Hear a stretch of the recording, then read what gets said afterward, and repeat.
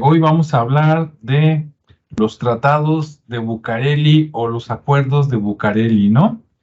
Hasta que llegas, en mi caso, a la preparatoria, fue la primera vez que por ahí yo escuché que alguien dijo que los tratados de Bucareli, pero fue así como salió un nombre y luego se apagó, ¿no? ¿Qué será? ¿Quién sabe? Pasan muchos años y ya después por ahí en la facultad vuelve a salir el tema, también de manera muy breve. No, pues que los tratados de Bucareli, ¿qué es eso? No, pues los que saben decían, no, pues es cuando los gobernantes vendieron México a Estados Unidos. Ah, ok, ¿no? Hasta ahí. Bueno, voy a comentar un poquito de antecedentes. Primero, por allá, en 1847, ya me fui lejos, ¿verdad? En 1847, si no me falla mal el año, ahí fue cuando por turbias negociaciones, Estados Unidos adquiere 8 estados que eran parte de México. Si los digo, seguramente me va a faltar alguno, pero digamos que, no sé, Texas, California, Utah, Wisconsin, no sé, ¿sí? Otros estados por ahí. El que quiera escucharlos completamente y de manera divertida, terminando esta sesión con nosotros, puede buscar en YouTube a los Tigres del Norte y se pone a escuchar la canción de Somos Más Americanos. Y ahí tienen una buena lección de historia y ahí sí les dicen cuáles son los 8 estados con los que se quedó Estados Unidos, ¿no? Bueno. Esto como etapa previa a lo que van a ser el Tratado de Bucareli. Bueno, eso fue 1847. Después, en la Primera Guerra Mundial, bueno, antes de la Primera Guerra Mundial, de 1910 a 1917 aproximadamente, ¿verdad? Acá en México nos enseñan que fue la Revolución Mexicana, cuando Tierra y Libertad, todas esas cosas, que la verdad, pues fue una combinación de que la gente pobre ya no pudo más, pero las fuerzas políticas, como siempre, se presentaron, manipularon y se arreglaron, pues entre los ricos y poderosos, y a los otros luego los mandaron matar, ¿no? A Villa, Zapata, etcétera, para pacificar el país, que es pacificar quiere decir, pues para que ganen los malos, ¿verdad? Y silencien para siempre a los buenos, desde mi punto de vista. Ok, 1917, ya nos vamos acercando. En 1917, de todas maneras, de 1917 a 1925-30 aproximadamente, pues todavía estaba reciente la Revolución Mexicana, algunas personas que participaron todavía estaban vivos, algunos los mandaron matar, ¿no? Así como en las películas de Elliot Ness, de si queremos sobrevivir nosotros, tienes que matar a este y aquel, en tal estado de la República, etcétera, ¿no? O comprarlo o callarlo para siempre. Bueno.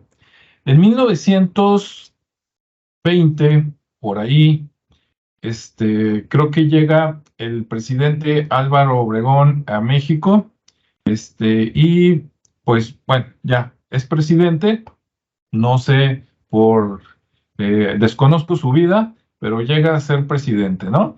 En 1923, Estados Unidos no reconoce a Álvaro Obregón como presidente de México. ¿Y eso qué tiene que ver? Ah, es como ahorita, ¿no? En el siglo XXI, cuando Estados Unidos desconoce a un país o un gobernante, después arma toda su pandilla, ¿no? Ahora a través de la OTAN, la ONU y todo eso, y no le hagan caso, no le compren, como que dice, friéguenlo, tísnenlo, etcétera, etcétera, ¿no? Hasta que o se queda como un país pobre que tiene que sobrevivir con sus propios recursos, que no está tan mal la idea, nada más al principio hay mucho sufrimiento, o se alinea a los intereses de Estados Unidos, ¿no? Entre otros. Y acá, pues precisamente esa fue, ¿no?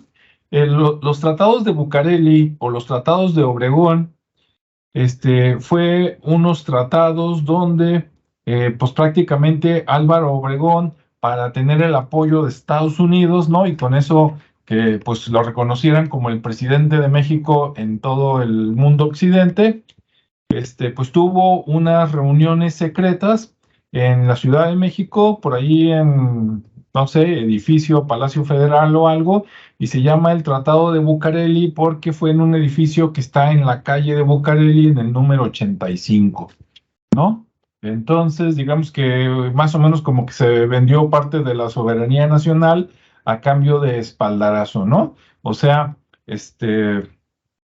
pedimos permiso a gente más mala, más poderosa y más corrupta para que reconocieran a un grupo más o menos similar, pero de mucha menor fuerza política y bélica, para que gobernara este país, ¿no? Claro, esas son mis palabras, no voy a comprometer a mis compañeros.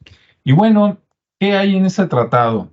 Ok, lo interesante es que aunque se firmó en aquellos tiempos, aquí dice que por mucho tiempo, eh, pues fue secreto, pero que poco a poco ha ido saliendo, ¿no? De hecho, dicen que México, o por lo menos donde yo leí, dijeron que nunca publicó de qué se trató la cosa, pero Estados Unidos sí, pues ellos no les daba pena, ¿verdad? Son los que ganaron. Y dice que Estados Unidos déjenme buscar el año aquí, que en 1947, o sea, 24 años después, en 1947 Estados Unidos sí dijo, de esto se trató la reunión, y que en 1958 la publicó, ¿no? Bien. ¿Y qué venía allí? Pues no sabemos todo lo que venía, pero parte de lo que venía era que México se iba a convertir en un estado satélite de los Estados Unidos, ¿sí? Más o menos así, tipo Puerto Rico, nada más que no nos enseñan bien inglés a nosotros y a ellos sí. Y ¿qué más tengo por aquí? Um, Bien, de todas maneras, aparte del tratado normal, hubieron unas minutas secretas, que esas no se han dado a conocer supuestamente ni por México ni por Estados Unidos, y se supone que en este año, agosto del 2023, es cuando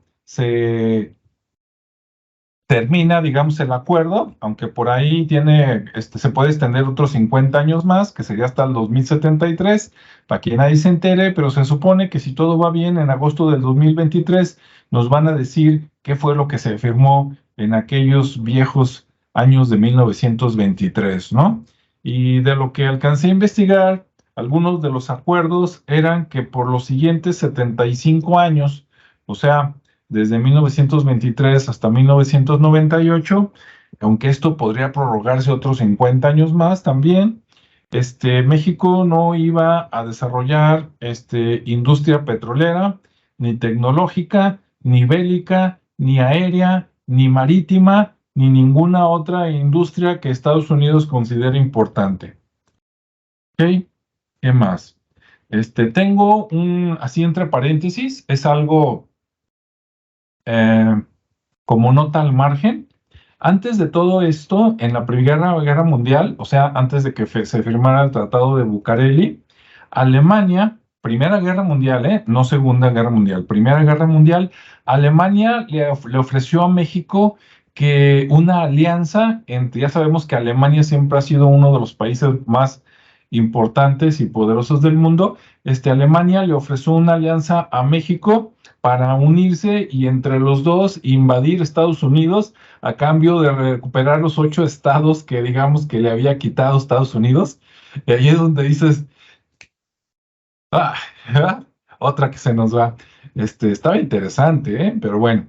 Y otros puntos relacionados con estos tratados de Bucareli es que Pemex, lo que nos han dicho durante muchos años, aunque bueno, ahorita pues ya va de bajada porque ya va la industria petrolera en teoría a terminarse en los próximos años a cambio de la industria eléctrica, pero desde 1923 hasta la fecha, a Pemex, que nos han dicho que es la empresa de México, dicen que en ese acuerdo se firmó que toda la maquinaria, la capacitación que se necesitara en Pemex, ibas a tener que comprarla a Estados Unidos, ¿no? Entonces, toda la maquinaria que se usa en Pemex es de Estados Unidos. Cuando se arregla algo, tienen que arreglarlo de Estados Unidos y la capacitación, si es que la quieren hacer en México, primero tienes que comprar capacitación y vienen los Estados Unidos, ¿no? Bueno, gente de los Estados Unidos, de las empresas de esas que desarrollaron Rockefeller y todas aquellas gentes lindas de aquellos tiempos, ¿no? El caso de Ferromex es igual. Este, por ahí viene una nota que en 1998, de alguna manera, Ferromex, que también tiene el nombre, ¿no?, de Ferrocarriles Mexicanos, resulta que es parte de una empresa, de Estados Unidos, y que también tiene parte de beneficios por ese tren, un expresidente de México, Cedillo Ponce de León. En las carreteras de México también desde aquel tiempo hasta la fecha se firmó en el acuerdo que todo el material que se usara, para poner las carreteras en todo México y la capacitación y supervisión de las gentes tendría que hacerse comprada a empresas americanas. Y también se firmó en el acuerdo que los automóviles, estaba despegando en aquel tiempo, ¿verdad? 1923, la industria automotriz, el 80% de los automóviles que se vendieran en México tendrían que ser hechos en Estados Unidos, ¿no? O ensamblados en Estados Unidos. Bueno, esto como antecedente, hasta ahí dejo los hechos, me reservo los comentarios. No sé, adelante, Rodrigo, algo adicional o algún comentario. Ok, la primera cosa que para ampliar el contexto que estás planteando es que de repente se convirtió en un elemento esencial el reconocimiento del gobierno de los Estados Unidos para la presidencia. Ujú. Sí. Pero es la verdad lo que ha sucedido. Desde Juárez con la invasión francesa, por ejemplo, él tuvo que firmar el tratado de Maclean Ocampo, donde se permitía el libre tránsito de norteamericanos por territorio mexicano y también fue acusado de que estaba cediendo el país. La cuestión es que a partir de 1848, los Estados Unidos empezaron una política exterior en el espacio de América Latina que ¿cómo se llama? Se denominó, ay, el nombre, la doctrina Monroe. Y la doctrina Monroe es sencillamente América para los americanos, ¿no? ¿Qué significa? Bueno, somos herederos de una invasión, somos herederos de una conquista, en los Estados Unidos también, de alguna manera. En todos los países americanos somos el resultado de la invasión de un país más poderoso y con mejores condiciones bélicas, no de vida, pero sí bélicas, al continente. Moraleja, cuando por fin se dieron las independencias y las revoluciones y todo lo que provocó el deslindamiento de las responsabilidades de las coronas europeas, pues no necesariamente se deslindó de la dependencia económica. En otras palabras, por ejemplo, la plata mexicana, bien, ya era mexicana, pero se tenía que comerciar a través de algún canal. Y en ese sentido, por ejemplo, España ya tenía hecho el camino. Así que lo único que pasó fue que hubo más postores. Estados Unidos, Gran Bretaña, Francia, ya podían participar en el proceso. Antes nada más era para los españoles. Resulta pues entonces que México siempre ha sido el cuerno de la abundancia, ya lo he dicho, que es la abundancia para pocos y el cuerno para todos los demás. Y resulta que, ¿cómo se llama? Ha habido diferentes momentos en la historia donde se han tenido que recurrir a ayudas externas para poder mantener el orden, digámoslo así, el orden establecido. Por un lado, insisto, el tratado de Maclean Ocampo, pero luego, ¿cómo se llama? Se dan diferentes procesos, se dan diferentes elementos en la historia. Juárez tiene que ceder en este tratado y luego Porfirio Díaz, que de alguna manera consigue de una forma hegemónica el control y el dominio del país a través de ciertas familias en diferentes estados, pues también, y entonces tiene que establecer una política de comercio interior y de comercio exterior, dando privilegios a ciertas personas y quitándoselos a todo lo demás. ¿Qué admiraba entonces Porfirio Díaz, por ejemplo, antes de la revolución? Admiraba el desarrollo que había alcanzado algunos países de Europa, específicamente Francia, específicamente Prusia, por ejemplo, que él los veía muy ordenados, que él los veía muy civilizados, que él los veía como algo que él quisiera para nuestro país, para México. Y entonces abre una política de comercio exterior y básicamente la política de comercio exterior es vengan para acá, tráiganse su capital, enséñenos, tráiganse la tecnología para que los mexicanos empecemos a avanzar. De hecho, a nivel, ¿cómo se llama? Personas todavía habla de que sí, efectivamente, durante el periodo del Porfiriato, hubo un avance tecnológico en nuestro país increíble. Digo, Porfirio Díaz fue el que impulsó la creación de los ferrocarriles a nivel nacional. Claro, los ferrocarriles eran extranjeros, eran concesionados y bueno, hasta donde sabemos, los beneficios y dividendos realmente iban a dar a otro país, pero efectivamente se abrieron vías de comunicación, lo que permitió crear y unificar al país.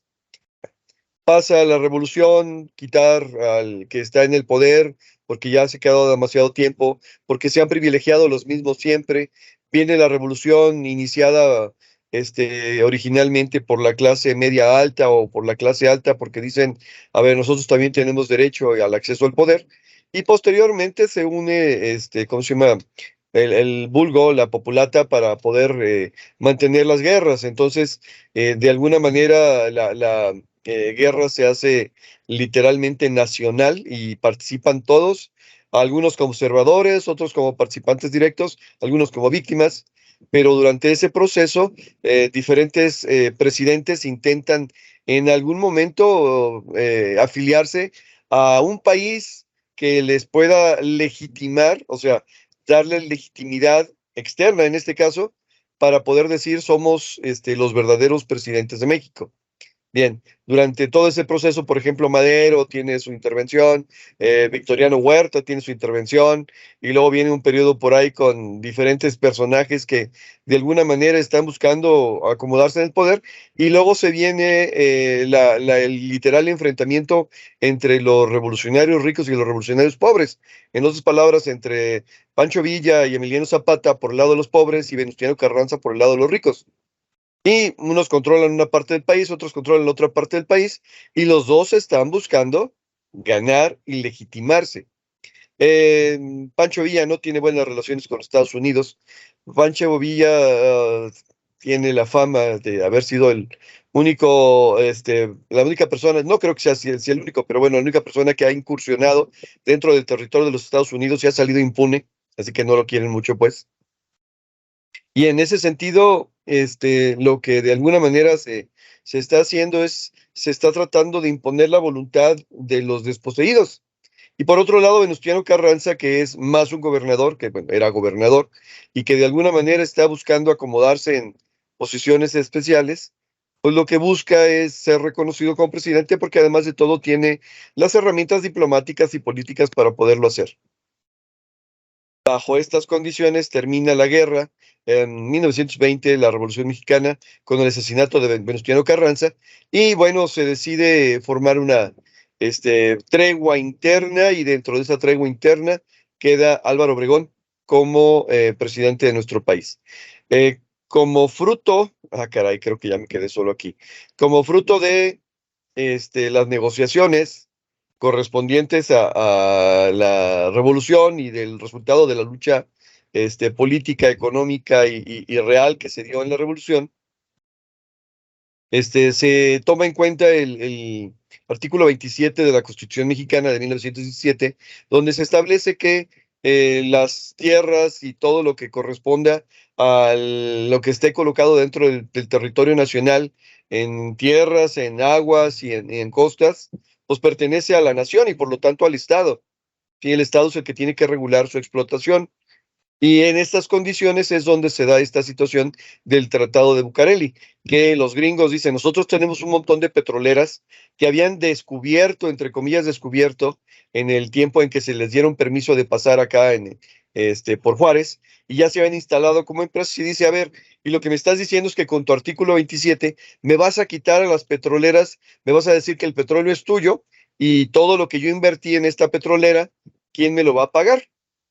Y entonces empiezan a presionar al gobierno mexicano, en este caso al presidente, y le dicen, oye, lo que puedes hacer para no perjudicarnos y para poderte reconocer otra vez, legitimar como gobierno, es que hagas que eh, nuevo artículo de la revolución, de la revolución, no, de la Constitución, no sea retroactivo. Quiere decir que se empiece a aplicar a partir de ahora y que lo que ya estaba antes no se aplique, pero nada más para empresas norteamericanas. O sea, sí aplícalo para las petroleras que eran británicas, o aplícalo para las petroleras que eran, ¿cómo se llama?, francesas o de cualquier otro país, pero no para las norteamericanas. Y de esa manera te vamos a ayudar y te vamos a, ¿cómo se llama?, reconocer como presidente legítimo del país. Cómo se ocupaba, o él creía que se ocupaba inversión extranjera para poder reactivar la economía del país, porque pues el país estaba desgastado por la revolución, por la guerra interna. Pues dice, pues órale, está bien. Y así es como surgen estos tratados de Bucareli. Debían ser renovados, o sea, debían ser firmados posteriormente, y no fueron firmados, lo que en teoría daría como resultado que ya no estuvieran aplicables, pero pues una cosa es lo que se dice y como dices tú, hay otra parte secreta por ahí. Ok, le paso, creo, no, espero haberle dejado algo, Ricardo.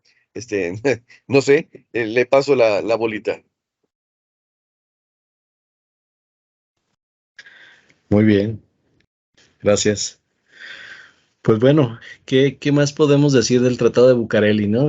Para mí, desde el punto de vista de lo que hemos ya escuchado y de lo que se ha leído por ahí, pues más que nada son como los términos y condiciones, ¿no? Viéndolos en un término más actual de negocio, un términos y condiciones respecto al- a lo que México puede hacer con sus propios recursos, eh, que Estados Unidos le permite, ¿no? Entonces ok, tenemos este territorio, tenemos todo esto, hablando de esa manera, y pues las compañías petroleras, empezando por ahí, que fueron de los primeros intereses que vio Estados Unidos en México, por territorio, y que por eso se adquirieron esas tierras precisamente.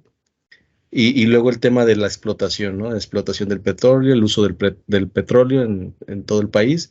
Y bueno, para mí es como ese tema de términos y condiciones. Y bueno, ahí hay otras situaciones que voy a tratar de resumir o mencionarlas para que sea un poquito más que den un poco más de información, ¿no? Eh, Porque, por ejemplo, esto creo que vino a detener mucho el desarrollo que México ha tenido.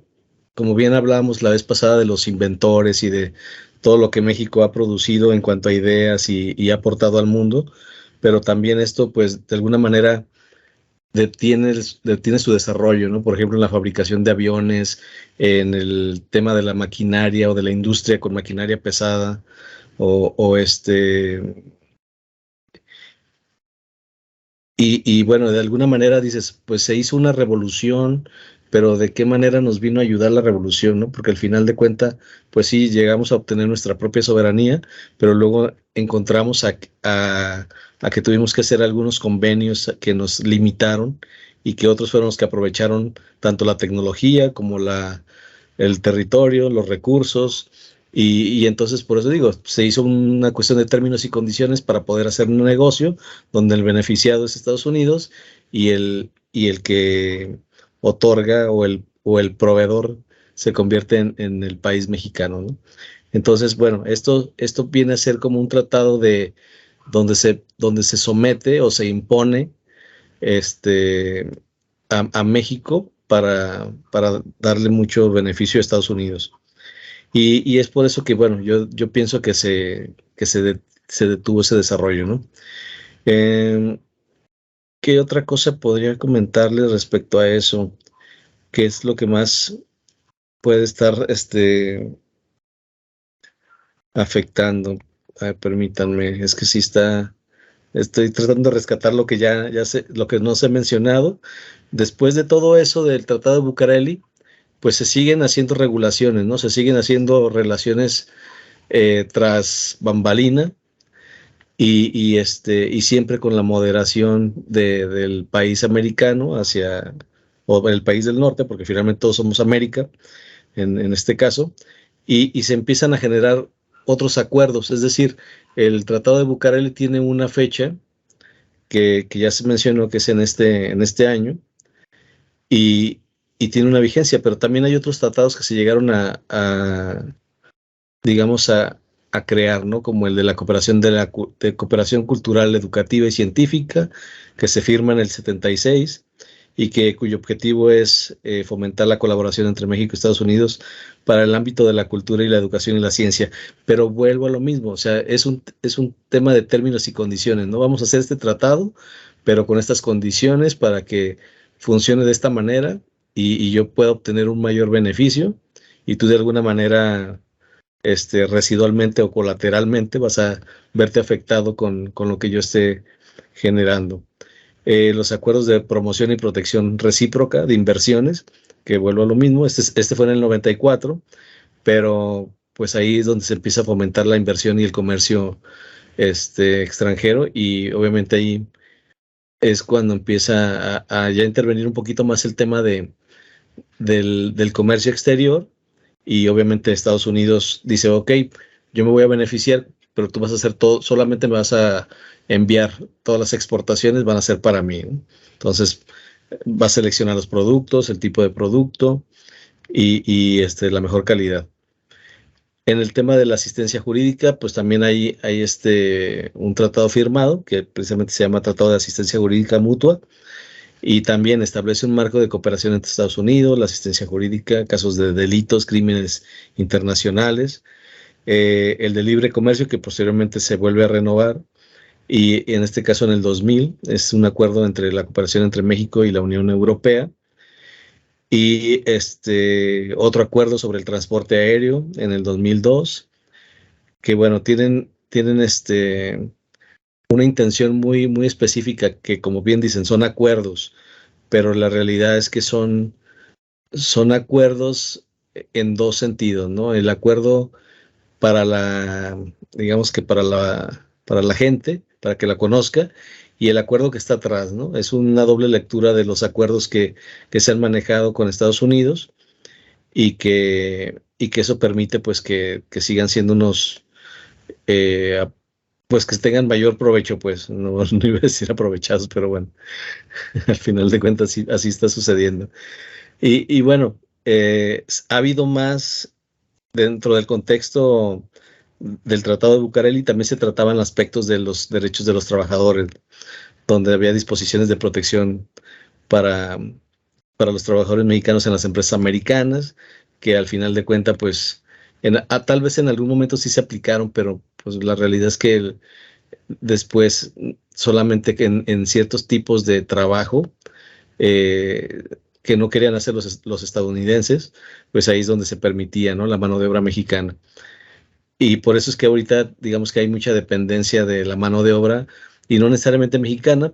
Decimos mexicana porque pues es el vecino del norte o del sur para ellos, pero ya ahora sí que es de todos los países se da esta, digamos que este fenómeno, ¿no?, de la mano de obra de todo el mundo en Estados Unidos, y que son unos dependientes ya de los que son extranjeros para ellos. Y ¿qué más? Es que prácticamente dijeron todo. El tratado no es tan extenso como se pareciera, pero sí tiene un contexto muy claro, ¿no? La entrega de concesiones territoriales, activos, costas, todo eso. El permitir, por ejemplo, que la policía, en este caso la CIA y el FBI, o todo el tema de antiterrorismo, también tenga injerencia en México como temas regulatorios o migratorios. Entonces ellos también permiten, ¿no? Porque incluso Estados Unidos se menciona que se considera como la policía del mundo, ¿no? Entonces siempre han marcado, oye, pues vamos a generar tratados para mantener una sana relación comercial, social, pero también atrás, el funcionamiento va a ser así, ¿no? Yo lo que necesite lo vamos a manejar así, me vas a permitir que mi gente pueda entrar en tu territorio como si fuera el propio, y tener pase libre, ¿no? Entonces, sí hay básicamente ese tratado considera todos esos aspectos, ¿no? De los que están públicos y los que están ahora sí que atrás. Y que todos los presidentes pues lo conocen y están y nada más continúan con el permiso pues de esto, ¿no? Básicamente creo que es lo que puedo compartirles después de ya del contexto grande que dieron, que fue la parte histórica, que en teoría este tratado se dio, pero que al final de cuentas no tiene efecto, aun cuando se dice que tiene una vigencia, no recuerdo si comentaste, Rodrigo, en agosto o algo así de este año, pero que supuestamente no tiene ningún efecto, pero la realidad es que se sigue manteniendo y es como una ley no escrita o como, mejor dicho, como digamos que como algo que como el secreto a voces, ¿no? Entonces es parte de ese dicho, este tratado. Entonces, no sé si gusten seguir comentando algo más o lo dejamos por aquí en este momento, pero sí, ese es esa es mi opinión respecto a este tema. Muy bien, pues muchas gracias, Ricardo, Rodrigo. Y bueno, de mi parte, la parte anterior fueron los hechos. Ahora van los sentimientos y las opiniones, ¿no? Aquí es donde a lo mejor le edito, ya en la versión editada, me autocensuro yo solo, para que no me censure YouTube.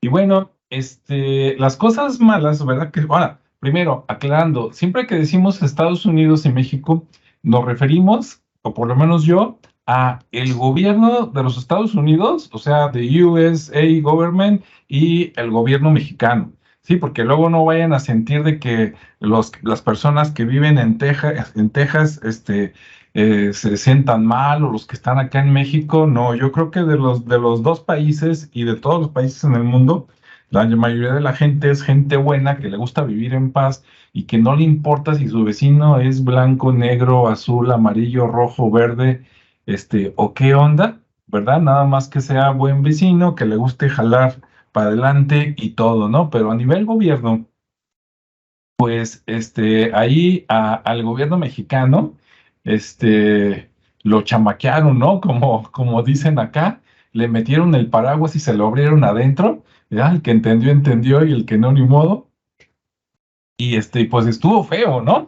Porque pues básicamente dices, mira, vas a ser mi chacha, mi vasallo, no te puedes desarrollar, todo lo que tengas que comprar de tecnología me lo vas a comprar a mí, y pues las ventajas son para allá y por acá, ¿no? Entonces los tratados que hace el gobierno de Estados Unidos con todos los países del mundo, porque no somos los únicos, tal vez fuimos de los primeros, pero no de los únicos. Después se ensartaron a toda América Latina, ¿verdad? Y si no, vean cómo están todos los países. A cada uno de ellos les aplicaron su versión del Tratado de Bucareli, ya sea de manera explícita o implícita, y pues así nos tienen, ¿no? Entonces, bueno, vamos a ver hasta cuándo, ¿verdad? Ahorita que se están tambaleando los países y que están cambiando las polaridades, aunque dicen por ahí, el hecho de que cambiemos de país poderoso, por ejemplo, de Estados Unidos en un futuro por China, ¿verdad? O Rusia, el hecho de cambiar de diablo a lo mejor nos deja en el mismo infierno, ¿no? Pero, pero bueno, vamos a ver qué pasa en un futuro, ¿no? Pero es uno de los ejemplos. De temas colaterales, antes de pasarle el micrófono a Rodrigo, a mí me brincan muchas ideas colaterales, ¿no? Por ejemplo, hace como 10, 15 años, una vez en la librería Gonville, acá por Guadalajara, Jalisco, exactamente en la sucursal que está ahí por Chapultepec, esquina con López Cotilla, una vez me metí a ver libros y vi un libro que no me acuerdo del autor. Si quiere usted, búsquelo, ¿verdad? O en la versión editada, si tengo tiempo, por ahí le pongo la portada. Había un libro de un mexicano, si no me equivoco, que decía, el PRI fue inventado en Wall Street. Entonces, si nos remontamos a este tratado de Bucareli, de que es de los años 20, de principios, y si la memoria no me falla, si me falla ya ni modo, creo que los partidos políticos y sobre todo el Partido Revolucionario Institucional, creo que se creó en los 30. Entonces, no me queda la duda si alguien me dice, ¿verdad?, que en lugar de que sea idea de los mexicanos, los partidos, pues fue acuerdo, imposición o tratado, y que venía a lo mejor hasta en el tratado de Bucareli, ¿no? Entonces, ese libro que alguna vez vi, creo que está conectado con todo esto, o a lo mejor es la fase 2, ¿verdad? Entonces, les recomiendo que busquen por ahí. El libro se llama algo así como el PRI fue fabricado en Wall Street o algo así, ¿no? Entonces, está muy bueno. Bien. Adelante, Rodrigo. Ok, como dices tú, vamos con las opiniones. Yo soy profesor de una escuela y sería tonto pensar que tengo un jefe, en el sentido pues de que, ok, si hay una persona que cumple las funciones de ser mi jefe, le voy a poner nombre, le vamos a poner director, pero ese director tiene un jefe. Ese director Ujú. tiene o responde a un sistema de educación media porque trabaja en bachillerato. Y luego ese director del sistema de educación media responde a un rector porque trabaja en la Universidad de Guadalajara. Y luego esa Universidad de Guadalajara responde a un jefe externo que se llama Secretaría de Educación. Y esa Secretaría de Educación responde a un jefe que se llama Poder Ejecutivo de... Ok, vamos por ahí. Y luego tenemos la idea equivocada de que el presidente no obedece a nadie. Ok, pues primero, para ser Ujú. presidente tuvo que hacer promesas, así que obedece a un montón de personas. Las mejores pruebas las pueden ver en los noticieros y en las críticas de los opositores, así de sencillo. Y todos son iguales, o sea, todos tuvieron que hacer promesas en caso de que llegaran a grupos de poderosos, legales o ilegales, para poder estar ahí. Pero por encima de eso, Eduardo del Río, mejor conocido como Ríos, que era caricaturista y era un crítico social y además una persona que estudiaba bastante, él reconocía que el 15 de septiembre, 16 de septiembre no había nada que celebrar, porque México no es independiente, ¿sí? Y luego, vamos, ¿cómo se llama? Poniéndonos conspiranoicos, México responde a los intereses de Estados Unidos. Estados Unidos, como lo mencionaste, es la policía del mundo. Moraleja, la policía es parte de la servidumbre de la gente rica de otro lado. Y luego Estados Unidos responde a los intereses de grupos de poder que vienen de Europa. Y luego esos grupos de poder responden a los intereses de ok, de personas particulares o familias o grupos específicos de Europa. O sea, moraleja, a la hora de que un presidente de repente tiene la buena costumbre de decir mentiras para poder ser electo, de repente hay que ponerse a pensar hasta dónde puede cumplirlo, ¿no? El actual presidente prometió la gasolina no va a subir. Ok, eso significaría que una cantidad mayoritaria de tu presupuesto lo vas a tener que pagar en subvenciones para evitar el incremento de la gasolina, porque el precio de la gasolina no se regula en México. El precio de la gasolina se regula internacionalmente. Por eso se entiende de alguna manera que el presidente haya querido poner refinerías para poder participar en el proceso del precio, pero obviamente gracias a todo lo que estamos mencionando como parte de un desarrollo histórico, pues no lo van a dejar. Así, van a fabricar una refinería y van a gastar dinero a lo tonto, porque en caso de que llegara a funcionar la refinería, ellos mismos se van a encargar de que se descomponga. Así de sencillo. ¿Por qué? Porque hay alguien más a quien estamos siguiendo de alguna manera. Entonces, bueno, la primera situación que es necesario para esto es quitarse la venda de los ojos y decir, México es un país independiente. ¿De dónde?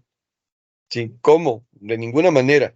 En efectos más actuales, el Tratado de Libre Comercio que ya terminó tenía capítulos ocultos a los mexicanos. ¿Por qué tendrías que tener capítulos ocultos a los mexicanos? ¿De qué se trataron esos capítulos ocultos como para poder decir, no lo publiques porque me vas a hacer antipopular, porque no van a votar por mí? Pues bien sencillo que es básicamente esto, estamos entregando al país a cambio de que nos permitan seguir comerciando y ser nosotros los beneficiados. El nuevo tratado de libre comercio que se está manejando actualmente y con el cual hay bastantes fricciones porque México está incumpliendo en muchas de ellas, es la misma situación, tiene capítulos ocultos. ¿Por qué? Pues porque sencillamente condicionan, es decir, a ver, es que esta situación se va a manejar de tal manera y como dijo Ricardo, el beneficio lo voy a tener yo, no tú. Ya sé que el Ujú. producto es tuyo, ya sé que la tierra es tuya, ya sé que el resultado es tuyo, pero el beneficio va a ser mío. Algo así, ¿no? Entonces, bueno, quitémonos la venda de los ojos, o sea, nadie es independiente, todos dependemos de alguien más y nos demos cuenta o no nos demos cuenta, así están funcionando las cosas. Bien, primera situación, darnos cuenta. Segunda situación, México necesita de alguna manera todavía de la legitimización. de los presidentes, porque no tenemos un presidente mayoritario. ¿Qué significa? Que un país que tiene 126 millones de personas, de las cuales, no sé, voy a poner si quieren la mitad, en ese sentido serían 150 y 13 son 63 millones de personas, logró en una cifra histórica y récord con menos de la mitad, o sea, como la cuarta parte de los votantes elegir un presidente. Moraleja, es una persona que está representando a la cuarta parte de la población mexicana, lo que significa que no es un presidente legítimo. En ese sentido, no tiene el apoyo de tres cuartas partes del país. Y es un país muy grande, además de todo, y es un país muy diverso, lo hemos mencionado en muchas ocasiones, lo que significa que de alguna manera estos todavía estén buscando ahí besarle los pies a alguien para evitar que vayas a venir y ahí vayas a intervenir, cosa que hizo Estados Unidos durante mucho tiempo con la política del Big Stick, del Gran Garrote. No nos fue tan bien, no nos fue tan mal, pero en Centroamérica se aplicaron la política del Big Stick de una manera tan ruda, tan cruel, que literalmente las empresas norteamericanas que eran subsidiarias del gobierno norteamericano, impusieron tiranos como presidentes, a los que les llaman las repúblicas bananeras, Honduras, El Salvador, todos esos. A ellos sí se las dejaron caer con el peso de la ley, de su largo brazo, ojalá que fuera el brazo. Y ¿cómo se llama? Les pusieron un tirano, les pusieron un presidente que literalmente pisó más al pueblo para poderse beneficiar él. Y a la hora también lo tumbaron. O sea, estamos viviendo una realidad ficticia donde creemos que somos un país independiente. No lo somos, de ninguna manera. Y eso lo podemos ver, por ejemplo, en los últimos avances y desarrollos de la industria tecnológica en México. Cuando terminamos la preparatoria y entramos a la facultad, ninguno de nosotros hubiera pensado decir, a ver, me voy a meter a una empresa aeroespacial. Ahora podemos escuchar en los foros de Cámara de Comercio o de las cámaras aquí en Guadalajara que hay industria aeroespacial en Guadalajara, sí, en Zapopan, aquí en esta zona, pues. Pero lo que no nos dicen es que, pues sí, pero son subsidiarias de empresas norteamericanas. Aquí te van a contratar y te van a pagar un buen sueldo. Definitivamente vas a salir beneficiado porque tienes las características, el conocimiento, la creatividad y todo lo que necesitas.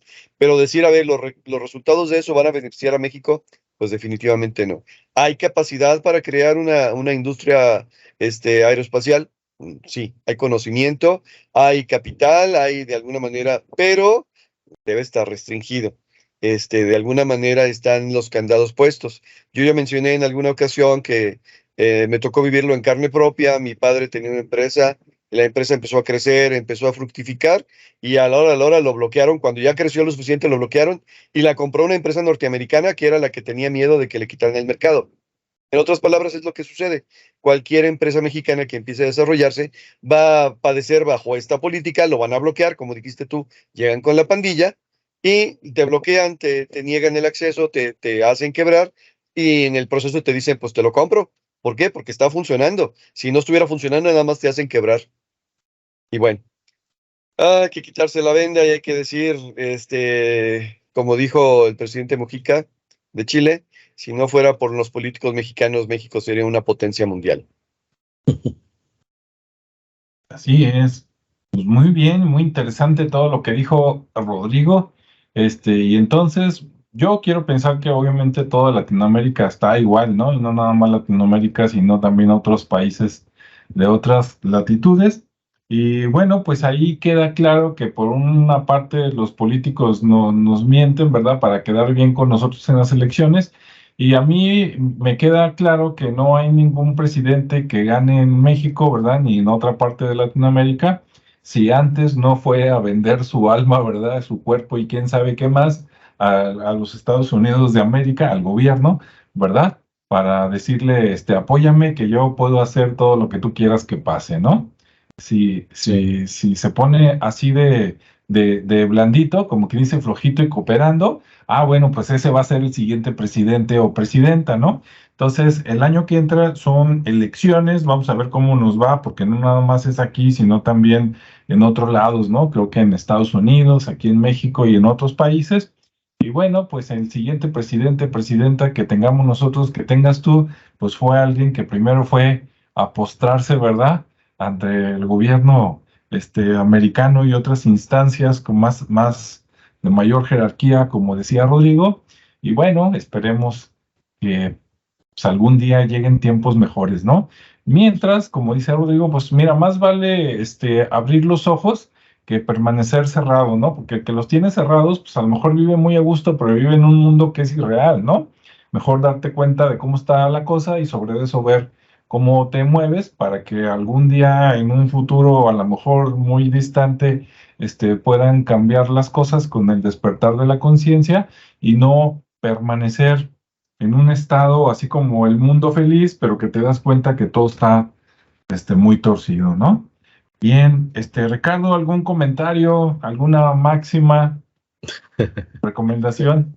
Sí, pues de hecho, lo que comentaba Rodrigo, ¿no? De abrir los ojos y por ejemplo, del caso desde Obregón, que se mencionó inicialmente, y que ese cuate pues siempre quiso estar bien con Washington, ¿no?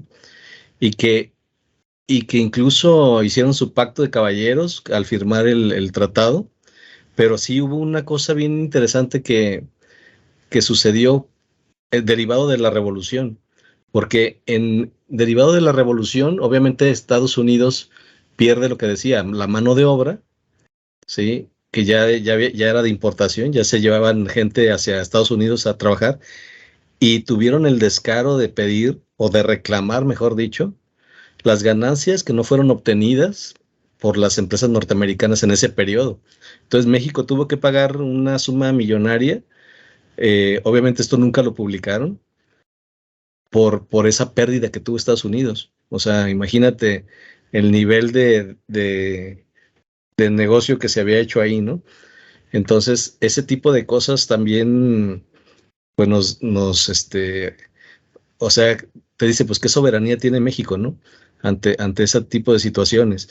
Y ahí no para, también hay temas, por ejemplo, el artículo 27 de la Constitución Política, donde habla de los derechos de los territorios, pues Washington precisamente le pidió que aboliera o que se eliminara el artículo 27, porque eso les permitía tener derechos sobre el territorio mexicano, ¿sí? Cuando se supone que existe esa parte soberana del propio territorio. Y aún así, hay un montón de casos por eso decía, es como el términos y condiciones, ¿no? Ok, te voy a permitir que hagas esto, pero me vas a retribuir o me vas a dar esto otro, ¿no? Por ejemplo, en el caso de lo que mencionaban de los partidos políticos o de los presidentes, sí es verdad. Antes, yo creo que ya se tiene una programación de los próximos 2, 3 presidentes, de acuerdo a los intereses, y tan así como surgió el partido, el PRI, ¿no? Que de hecho ahí me encontré las condiciones que debería de tener este partido, que primero pues se tenía que realizar, digamos que se crearon 4 obligaciones, ¿no? Para este partido. Una era realizar y vigilar las elecciones para que fueran supuestamente legales. Salir siempre ganando en las justas electorales, ¿no? Era otra de las condiciones, que siempre ganara. Que se evitara, obviamente, a toda costa que la oposición llegara.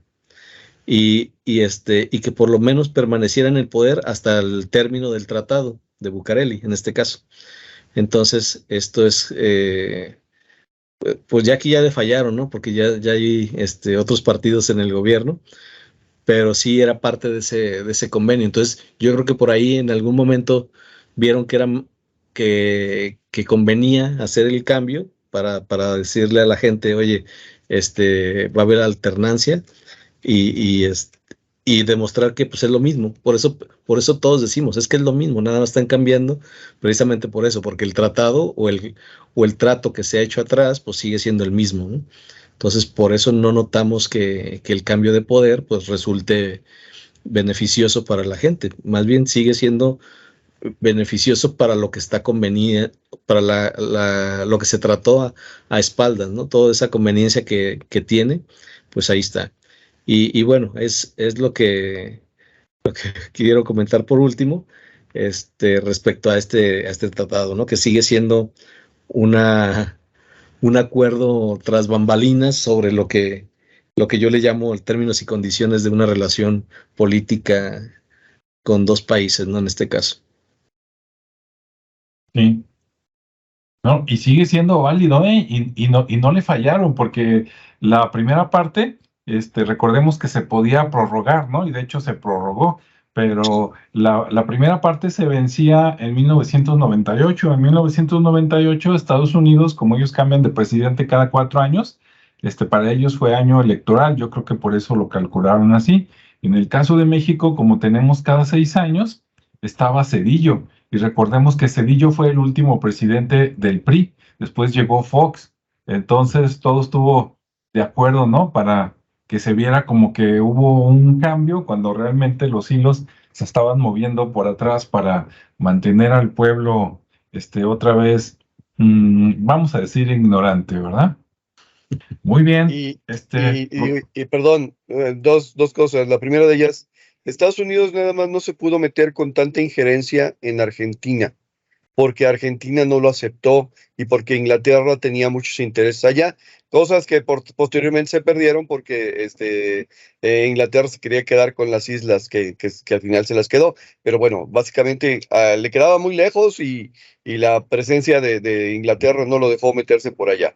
Entonces, bueno, tienen una ventaja, pregúntenle ahora si es ventaja o no, y luego me platican.